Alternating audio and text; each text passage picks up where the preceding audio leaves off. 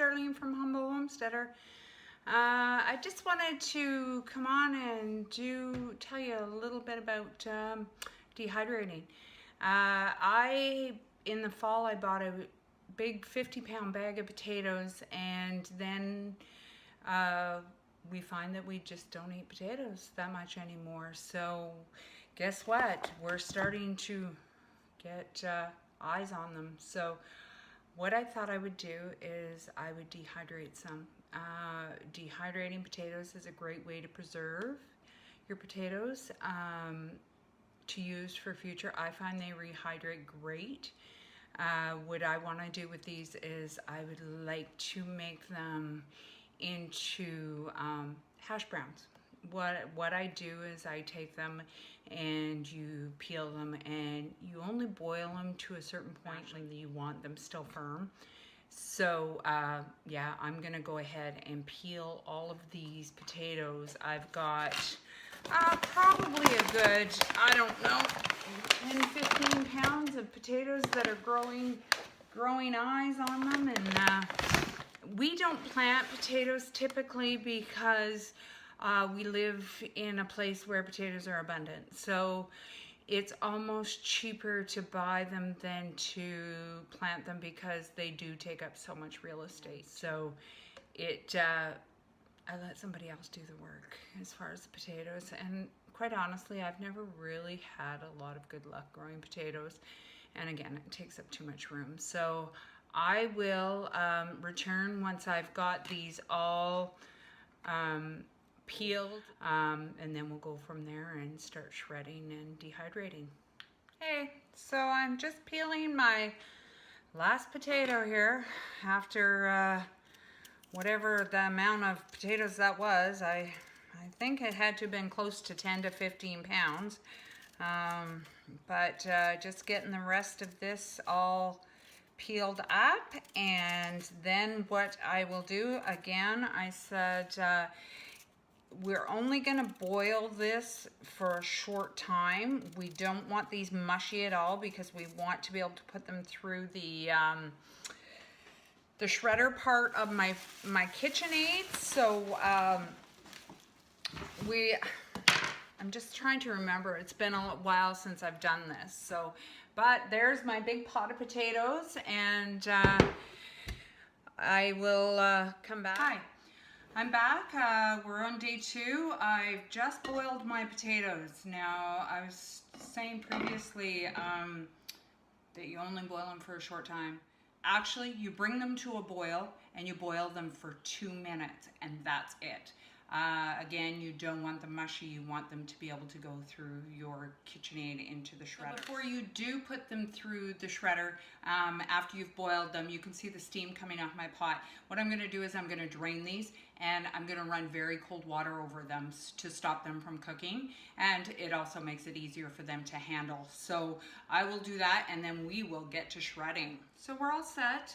Potatoes have been cooling now for quite a while. I would like to have them cool pretty much all the way through. These are like loop temperatures. So what I'm gonna do is I'm just gonna pull my KitchenAid over, and I'm gonna start grinding. I've got my shredder attachment. I'm using the largest shredder attachment. The largest, I did start some of the potatoes, but it's the one with the longest lines across. It's hard to tell because I've got potatoes stuck in there already. So we're gonna just put this right back in, and we're gonna start grinding some potatoes.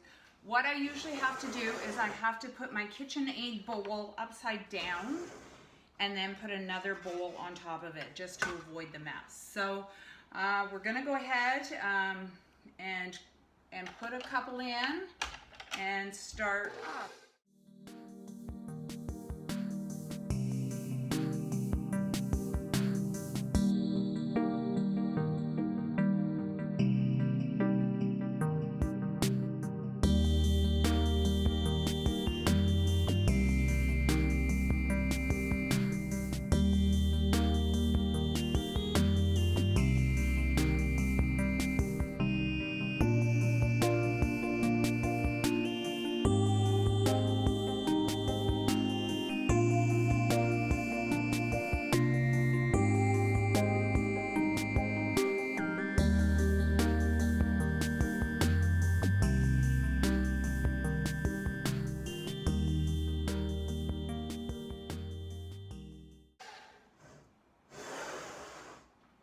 Okay, so that gives you an idea of the shredding part. So you're gonna get a coarse shred.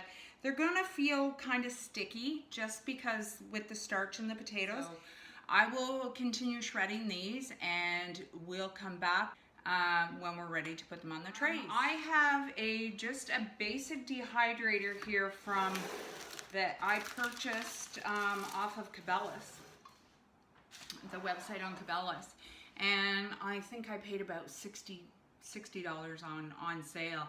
I do have another older dehydrator as well that I use, and they both are effective. I just say you can never have enough dehydrators when you're growing a garden or dehydrating meat, fish, anything like that.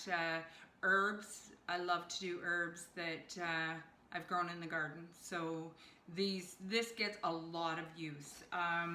So what I'm going to do is I'm going to start out, I'm just going to push the dehydrator over and show you a few of the options I have. I have trays that I've purchased from Cabela's for my dehydrator. I use these mainly because once the potatoes start dehydrating, they're gonna fall through to the bottom, just smaller particles. You're gonna get that anyhow, but this just kind of gives it a little bit of a barrier. I've also just taken parchment paper and I've used that as well. I just cut it out the shape of these liners and they work perfectly, and you can reuse these. So I've reused mine, so I finally decided I'd better cut some new ones for these potatoes. So I'll just show you how I spread them on the trays. And all you're doing is you're just taking your potatoes and they don't have to be real neat and tidy. You just have to just kind of even them out. I don't like them really thick layers. The thicker the layer, the longer it takes to dehydrate. So I just kind of put a layer around. Oh, I got a big potato in there. Big slice. I think we're having fried potatoes tonight for supper. So whatever's left from that I can't dehydrate. So yeah, I put about a 1/2 inch layer on there, and then I'm just gonna stack it onto my dehydrator when they're all done. So again, I'm gonna throw these on the dehydrator, and it's gonna take probably until tomorrow. If I put them on now, it's probably gonna take a good 24 hours, if just depending on the potato itself, like how dry of a potato it is. And honestly, I don't have a brand of potato that these are. I have a feeling they're probably like a russet or a baker potato. I think they're a little bit dry, so that's another good reason to do them as hash browns, because they make a really good hash brown, the drier ones. So I'm gonna finish off putting them on the trays, and as you can see on my counter, that you will get spill through. So, you know, that's just the way it is. It'll all be at the bottom of your dehydrator. So I'm gonna finish filling my trays, and I'm gonna put my dehydrator on. Okay, so I've got all my trays all ready here to get it going on the dehydrator. So I'll just show you here, they're all loaded up, ready to go. So we're gonna turn that baby on in a second. I still had a whole lot of potatoes left, so we're certainly not going to eat all of those for supper. So I've decided that what I'm going to do is I'm going to dehydrate some in the oven. My other dehydrator I've loaned out, so I don't have it, so I can't use it. I'm going to just spread these on my cookie sheet, and I'm going to put them in the oven. Put them in at about 170 degrees, or the lowest setting your stove will go. Mine will go to 170 because I can enter the temperature into it. So I'm gonna put these in, and I'm just gonna keep an eye on these because it's been a long time since I've dehydrated in the oven, long before I got my dehydrator. So I'm just gonna keep an eye on them. I know that it can be done, and so what I'll do is every hour or two I'll go in and I'll stir them around, as I do with my dehydrator. What I do with my dehydrator through the time, and which you probably don't have to, but I like to go in and rotate my trays around so that the heat that's coming from the bottom is, you know, they're getting that heat evenly. We'll see you when it's all said and done, and hopefully by the looks of it we're gonna have a whole lot of potatoes. I won't have to do this for a long time. But before I go, I just want to show you, this is what they're gonna look like. That's why I'm dehydrating more, because I have very little left. But this is what they look like. It's almost like a little pasta. And you put that in water, and that's gonna come up. You let it set in water, and it's gonna come up right like these ones again, like the ones we just put on the tray. It's amazing how they take on their form again. Another thing I've done with potatoes is I've done them in slices. These are great for like scallop potatoes or anything in a casserole. If you want potatoes, you just throw them in, and whatever liquid's in your casserole or in your scallop potatoes is gonna soak that up, and it's gonna rehydrate them. They are really good. I dehydrate mushrooms, celery, carrots, fruit. Of course, we all make beef jerky. If you know, I think that's one of the first things you learn on a dehydrator is how to make a beef jerky. So, to me, dehydrating is a great way because it takes up very little space. You can dehydrate a lot of things, and they take up little space. You can store them in Ziploc, Mylar bags, jars. I have a food saver, so a lot of my stuff goes in mason jars. And then I vacuum seal the mason jar because I have the attachment to my food savers. So dehydrated foods are shelf stable almost indefinitely. So it's a good way to preserve your foods. Okay, so it's the next morning. This process seems to have taken me 3 days, but we are on the last leg. This morning, I'm just gonna show you the comparison. As you can see, the first pan here is the ones I did in the oven. They're a little bit browner, but you know what? They dehydrated actually the fastest. They were in until about 8 o'clock last night, so it was about 7 hours that it took me to dehydrate those. The ones next to it are the ones on the parchment paper. And I would say they were the second ones to dehydrate the fastest. I still left it on till this morning just to make sure that they were well done and the moisture was out. And they turned out pretty good. A little bit lighter in color, but they still are totally dry. The third ones were on the Cabela's racks.